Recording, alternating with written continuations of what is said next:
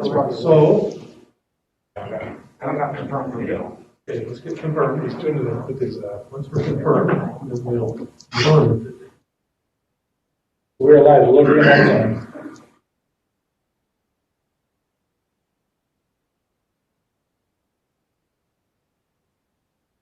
Okay, you're good. You remember X now? Yep. Okay.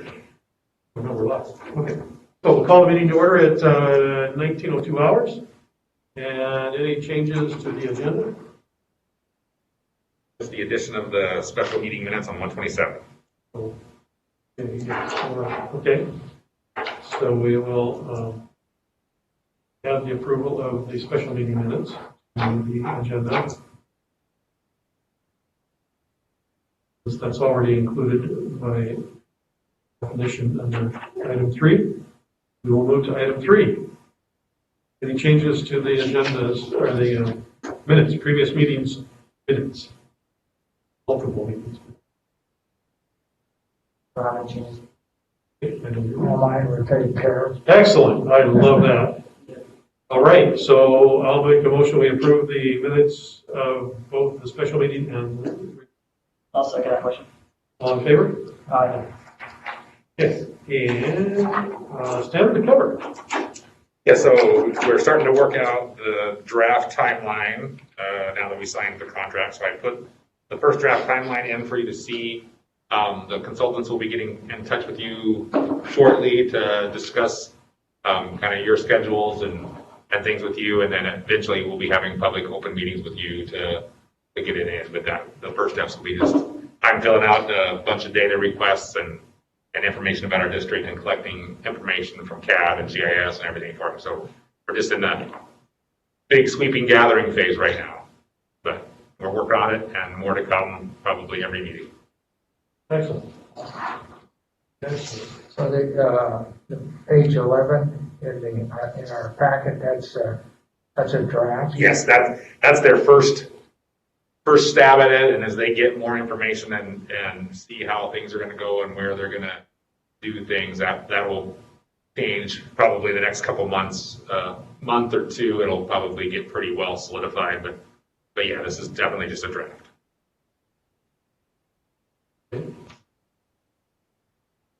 Like the plan. And we added the bucket in your packet. It did not. Okay. Okay. We have an updated 452, but it does not look like it got in the packet. I will email it out to you guys.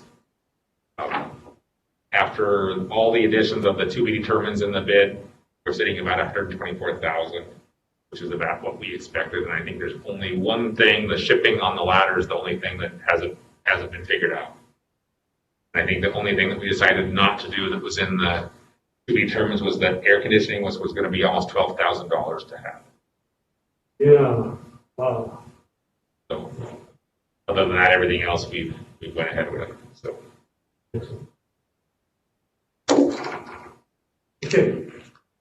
So, any other discussion on the standard recovery? And the brush truck? And any questions? Okay. Then financial, accounts payable and payroll. I did have a question on page 20, and it had to do with number 22.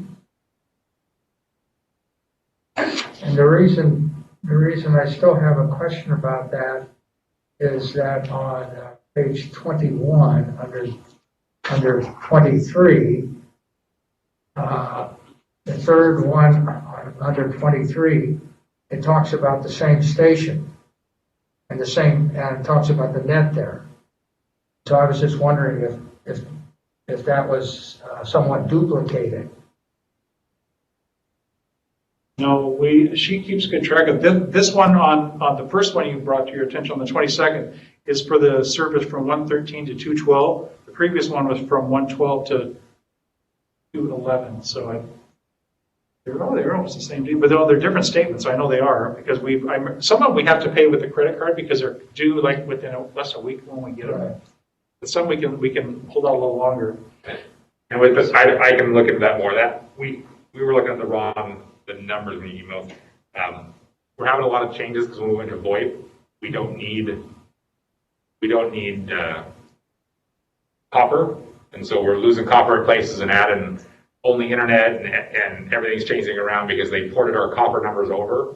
And so if the places we want copper, we have to get new numbers for. Does that make sense? So like the number that was the copper at 43 is now the VoIP. And so when our audience ported that over, Comcast was like, well, if you don't have a line anymore, we're taking it away. And so the next couple of months, you're going to see weird phone bills because we're trying to get things back, and we lost internet at the RLB because it was part of that phone number. So we don't even have remember now in internet. December too, I went to pay the bill and it wasn't on the line anymore. And they said, oh, because you're going to get a final bill, that'll come later on. And I think that's what the first one is the final bill. And then the other one's the bill, now we're going back in service again, so you pay for that month, and the next month. So the phone bills are going to be pretty screwed up for the next month or two as we get that transition worked out. But I will ask Craig and Bill specifically on those. Yeah, because this is, I'm assuming that out at that station, it's Ziply and not Comcast. It was Comcast before, because I helped get it in. I don't know what it is now, but again, when we ported the phone number over, because it was based on a phone number before, and so when we ported the phone number over, we lost everything there, and then we had to go back and get it. So I don't know what it is now. I think it's Frontier, I think. I live like a couple hours away. Yeah, it could be, they're changing all the time, so. Yeah. So I will ask on those two specific, Sam and Bill and Craig and Mike and I will try to figure out what those are and email you. Okay. I'm sure Craig and Bill know exactly, but they're not here, so. Yeah, that's the only thing I had a question about. Okay. Okay. Questions on payroll? Now, this payroll included those folks that went to get a shot, right? Yeah. At least the early ones. Yes, it'll be coming in and out for the next few payrolls, because the first shots were over about a 3-month period, which means the next shots will be over a 3-month period staggered. Okay. Any other discussion, questions on accounts payable or payroll? I'll move that we accept both. I'll second that. Payable, payroll. And I'll second that motion. Okay, and all in favor? Aye. Good. Transport waiver. Yeah, all going to take a look at that. Yep, we all did. Any discussion? I would move that we waiver it all. I'd second that motion. Okay, and all in favor? Aye. Okay, I'll sign that. Okay, new business, training consortium, participation, local agreement. So I don't want to go over everything again. I wrote you a lot of information, but the training consortium started about a year ago. We were involved in a lot of the talks leading up to it, decided not to participate in it. A lot of our training is still called block training coming out of the consortium, so we're still using it. They're using our facility a lot. I just feel it would be good to be part of it so that we can have a voice on how and what the training is coming out and how it's moving. Is basically it. Right now, there'll be no direct costs to us. I'll probably go back to you with what we're doing to trade in kind, but most likely what it'll be is the current training consortium partners will, probably have a point where we're doing training and use the RLB without charging, and that'll be our portion of the cost at this time, because we don't quite have enough to meet a full FTE, and that's how the other ones are doing it. Excellent. Okay.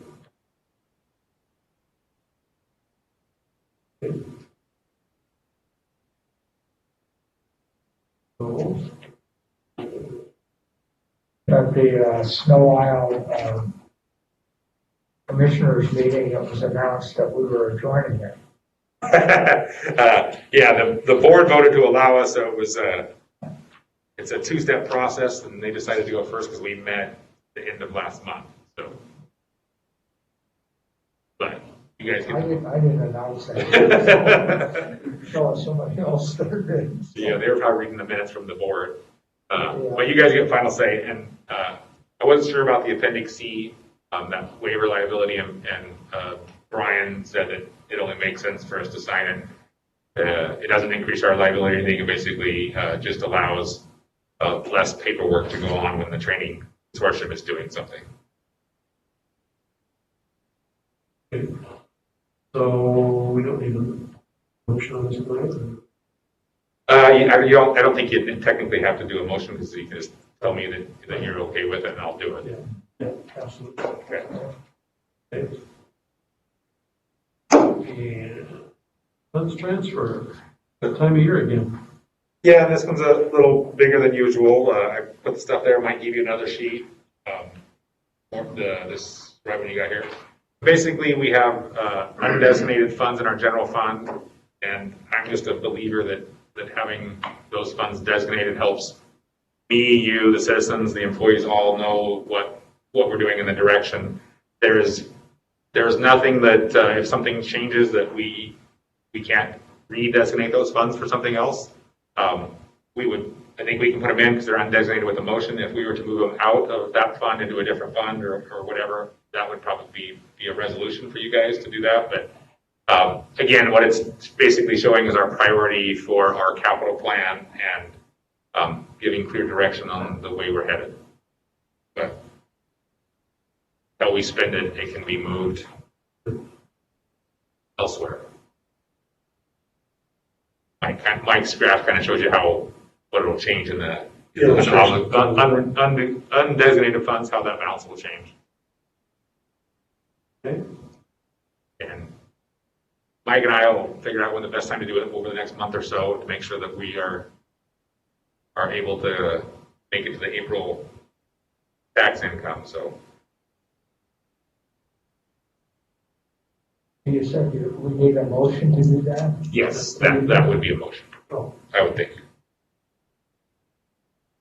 Motion meeting. And if you're gonna do the full thing, would be to move the $5,650,000 from F70 to F78. It was not in our yearly budget, so I think you guys need to take a motion action to do that. okay.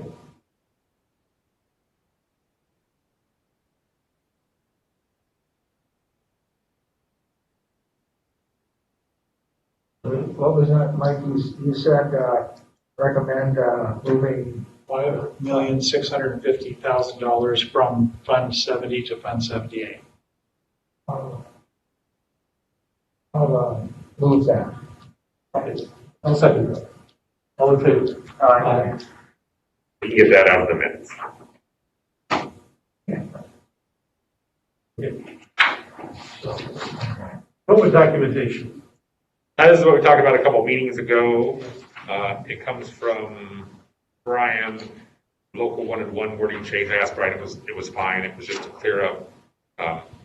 Brian wrote it without the medical knowledge, and it was really just to clear up that the local thought there was a sentence in there that implied if you got the vaccine, there's no way to get the COVID virus, and so we took that part out. So there's no implication there. Good. Guess that makes sense. Yeah. Okay. Brian took the suggestion and said he would incorporate that in the ones he sends out to other people from now on. Good. And since this is not a mandate, it's just a yes or no, and Correct. It's just a documentation. we just need to let you say, go ahead and do it. What I would recommend, doing is putting a date on that form, Yeah. so that, like today's date, It does. Oh, you mean the date? the date that we said, okay. Gotcha. you know, So that it isn't something that, somewhere down the line, somebody says, well, you just did this, or whatever, and it supersedes the other one.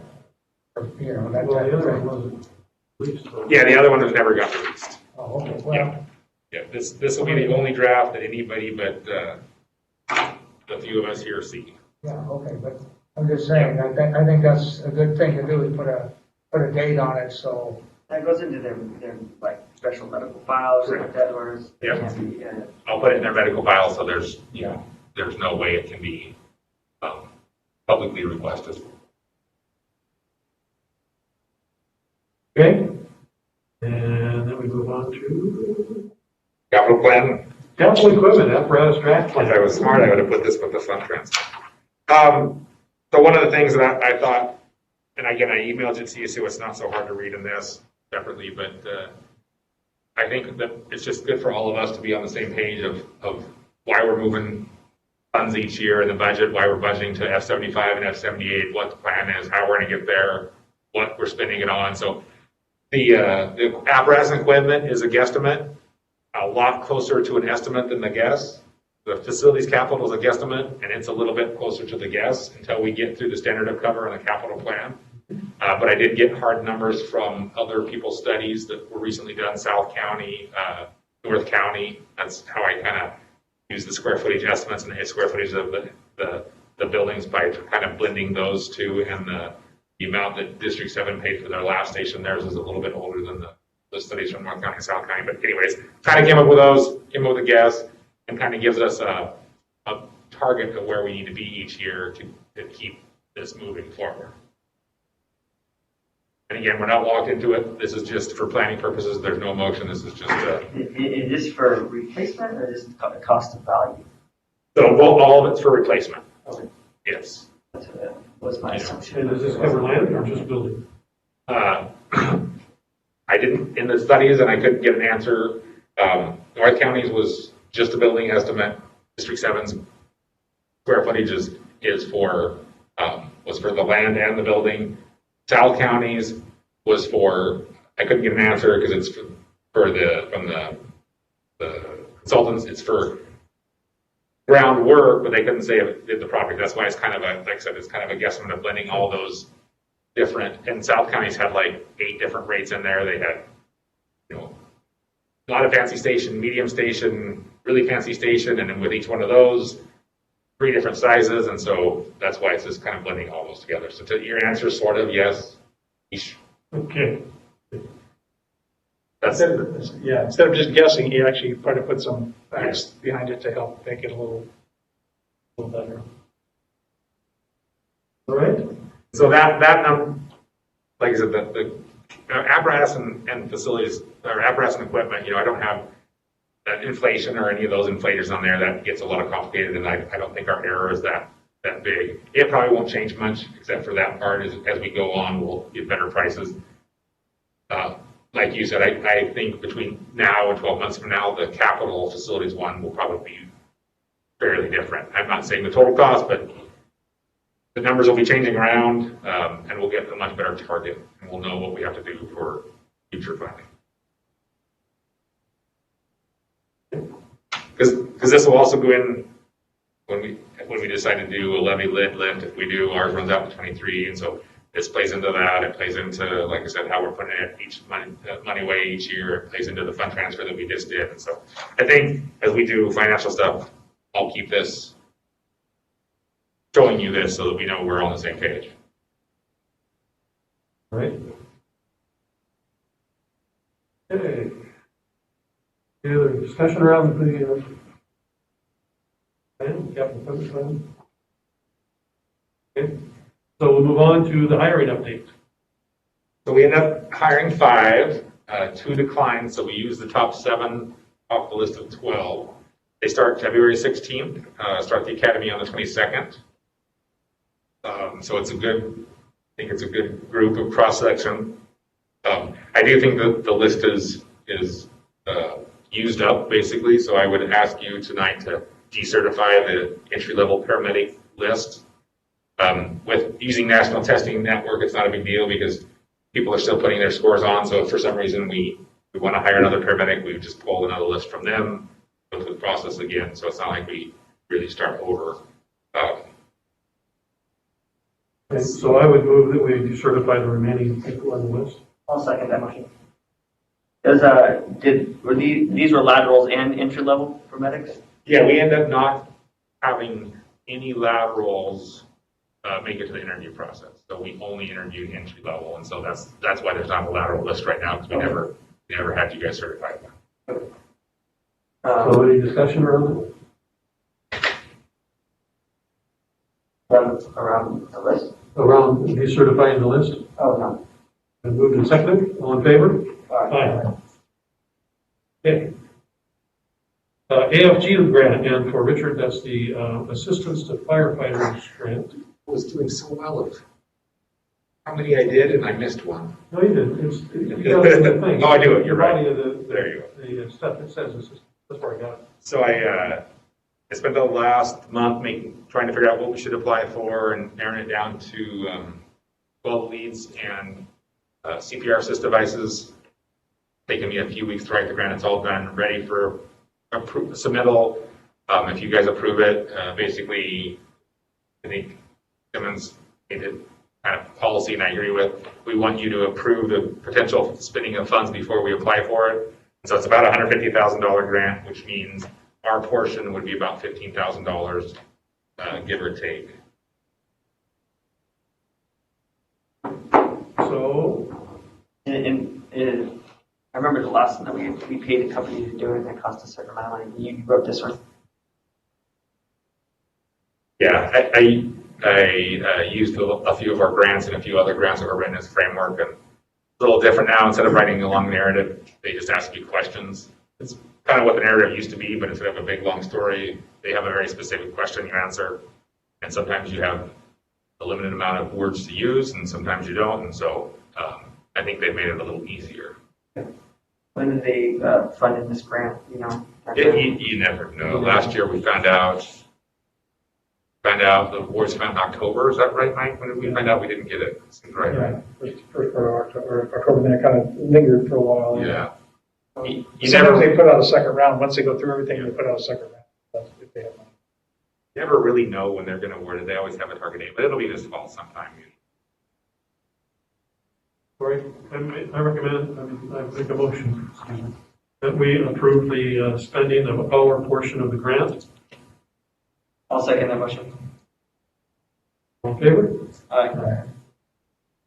I had a question for the deputy chief.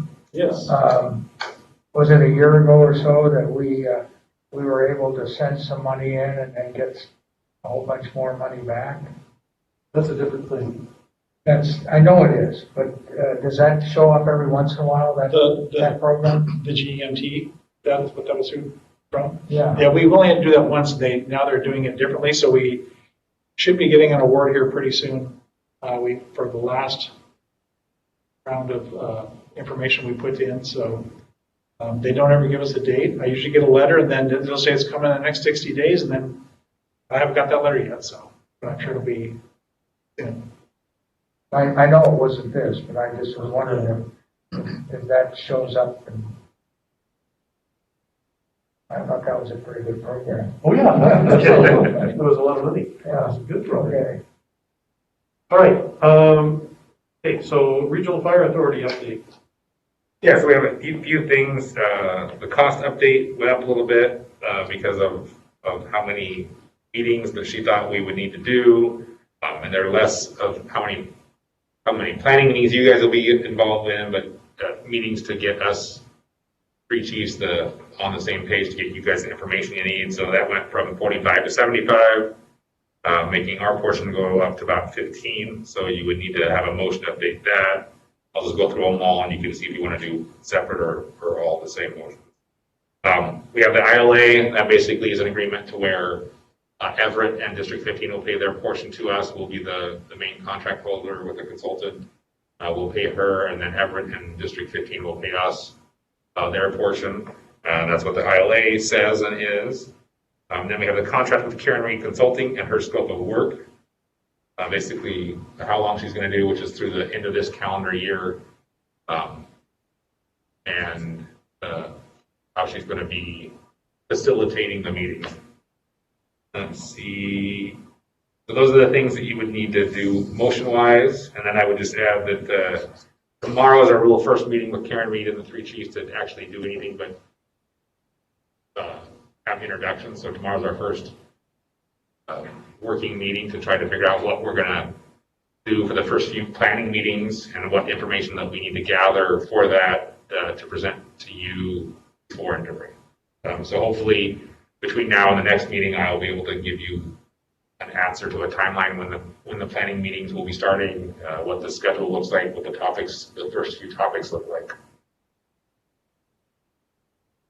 So, in the past, when we've come up against similar things where we were estimating costs up front, we would typically add a buffer so that if it went over that, we didn't have to come back to the board and do that.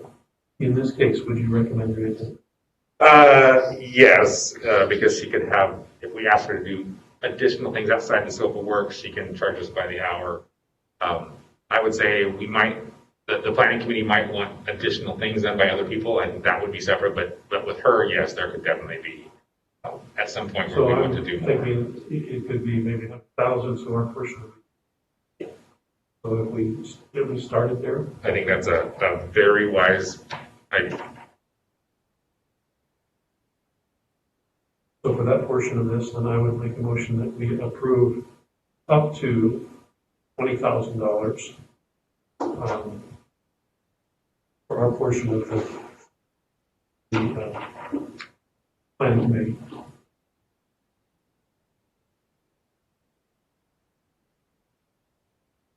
So you're just talking about, I guess we need to have a second. I'll second it until we talk about it. So you're only talking about our particular portion. Yes. Okay, so the other folks would have to do whatever they would want to do. Right. Okay. Yeah. Yeah. Yeah, this does not affect them at all. It just means that, so right now, our estimate is $15,000 for us. It could be less than that, but it could be more, most likely more. We've had a couple things that came in under, but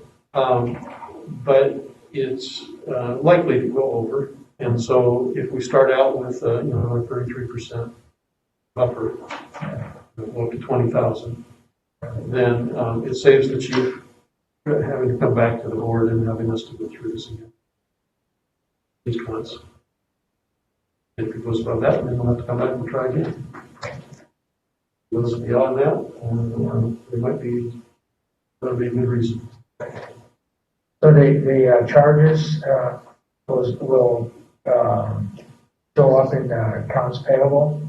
Correct. Is that it? Yep. She'll bill us probably monthly, I would assume. And will what we get in from the other two, that will show up somewhere too? Yeah, we'll manage that separately and keep it. We don't have an income for that kind of thing, so we'll have to make an income bracket for that. But we do have a consulting expense line item, which is only $1,500, $2,000 in there. I think it's not very much. So we can use that line item to accommodate that and to track it. Yeah, we'll probably have to do a budget adjustment when we decide what this comes out of. Make a side, we'll have a, like you blow up just a couple lines and blow it over to another page where it just shows everything. Make it. So that's 75 to whatever it ends up being. That's her guesstimate as to what it's going to be from start to finish. Yeah, so the 75, if she's doing work within her scope of work, what she said she was going to do for the 75, and we don't ask her to go past December 31st, then it won't be more. Saying I'm going to do this much work between now and the end of December for 75. Now, we could, when I say we, it's really you, the planning committee. If you guys say, hey, we'd really like you to do this, get us information, or maybe you want her to set up a meeting with you and the Kent RFA that she mediates, or something like that. Then she's going to charge the planning committee, which is the three of us, $215 an hour. So the 75, like I said, is basically if she's doing within that scope of work that's attached here, then it's the 75,000. But there's lots of things that you could ask for that are outside that scope of work, then she's going to charge $215 an hour to do. Yes. What if we go 3 months down the road and we're like, you know what, this ain't going to work. She's still going to charge us $75,000. No. She's at 200. Yeah. So No, the estimates there Yes. are for the work that she's doing. If we cut it off, then whatever's left on that estimate. And it says that in the contract. So if we end it, she'll bill for her hours that she's got up to that. And same thing with the ILA.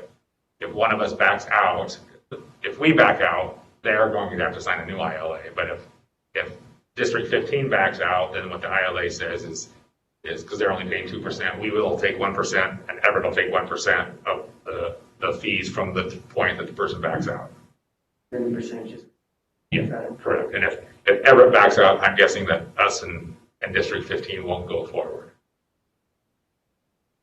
But if they did, they would then split, each of them would split our percent. Okay, so we have a motion and a second on the table. All in favor? Aye. All right, next on the list is the ILA. I'll make the motion we approve the ILA as presented. I'll second that motion. Any discussion on that? Questions? Okay, all in favor? Aye. And the contract and scope of work. Contract and scope of work. Okay, any questions about that before we dive into that? And I'll make the motion we approve the contract for scope of work. I'll second that motion. Any further discussion? All in favor? Aye.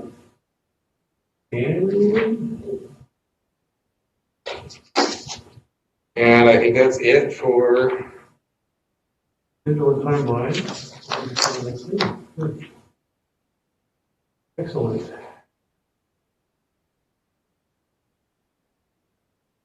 Well, that brings us down to district and staff groups.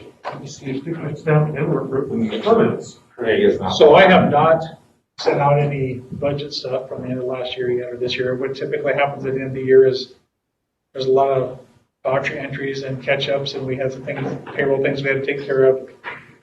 So everything's been balanced now, so I'll be getting out at the end of the year to you guys, and then as soon as I get a second review, I'll get out January. So we're almost ready to receive the stuff. We'll receive it probably this week for February. No, right, January. So I have December's done, yeah, so we'll receive January still. Yeah, so it's coming along, but it takes some time. If things don't line up, then I call them or email them, and they say, "Oh yeah, we have to get that stuff added to it." You know, especially when they do stuff on the 31st of the year, which they did a bunch of things. The accounts payable, payroll division, and I think there's another division. All have to get their stuff turned into the treasurer so they can send the right information out. Those are coming out. Good. Okay, fire chief comments? Well, I'll go over DC Heike's operational report for you just to go through a couple of highlights. Battalion 43 is I believe supposed to be here tomorrow, back from Monroe.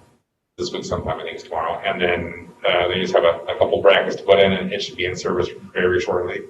The new SCBAs are getting shipped next week. So we should have them in service hopefully the next 2 months. Gonna have to do them service training. New radios coming March 3rd, a lot of new things. So that will be a fun transition. I think the only other thing to note is we're doing the interim DC rotation, and Aaron Hammer's filling in for Greg when he's in training captain. And when he's at BC, there's a short window where Craig won't be at the DC or the BC. I have decided to keep Aaron Hammer in the training captains or in the training office, the division. I'll say that training division for that time period. With everything coming in, the new SCBAs, the new radios, the 5 new recruits. We're still in the middle of the transition to Target Solutions and some other programs. I felt the training division could use the extra help for those few weeks, and it didn't make sense to move Aaron out and then right back in. Okay. Makes sense. Awesome. He's been doing great work in there, getting some things done. Yeah. Yes, very, very helpful in Target Solutions. And then for my comments, I don't have a lot. We went most of them over here. I think the only thing is Commissioner Flath and I, he came in the other day and we had a chat.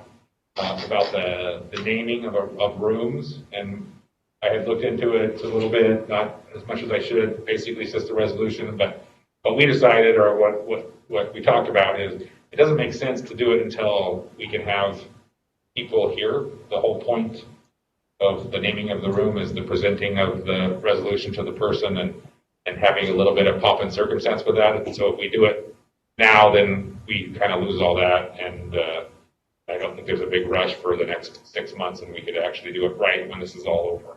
I think that's a great idea. Maybe. I think that's the only update I have that you didn't go through.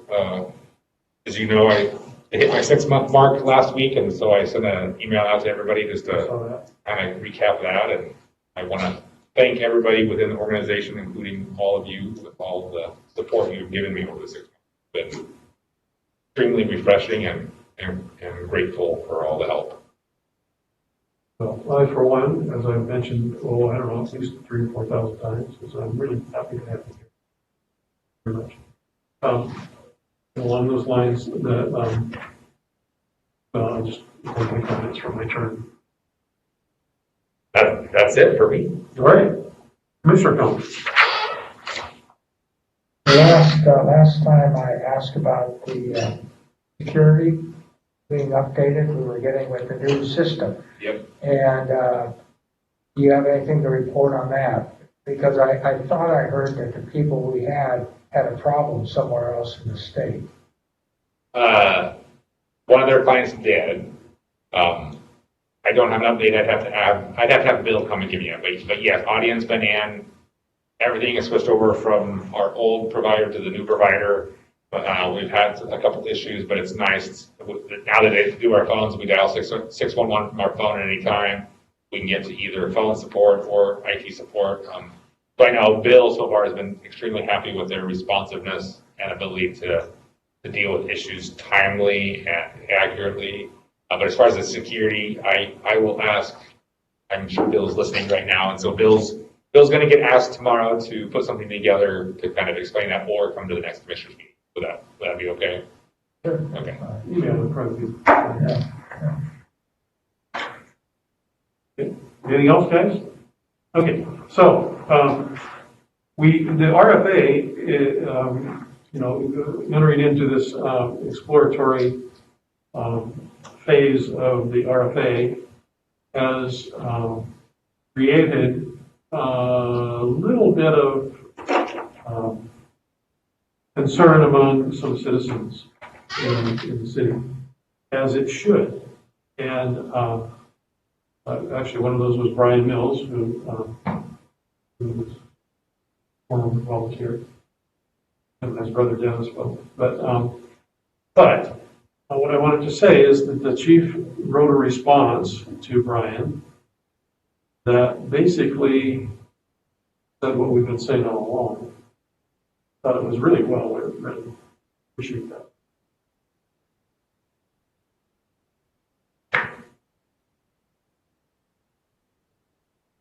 That's all I have. Anybody have any last words? With that, then, we will close the meeting at 19:40.